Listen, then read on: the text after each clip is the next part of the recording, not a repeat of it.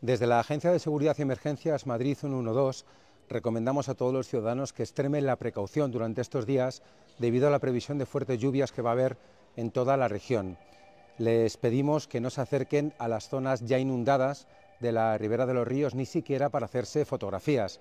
También que si tienen que coger su vehículo privado, eviten transitar, eviten atravesar por zonas de encharcadas o también por balsas de agua, ya que desconocemos la profundidad. Por último, también les pedimos que se informen del estado de las carreteras y de la situación del tiempo a través de medios de comunicación y fuentes oficiales.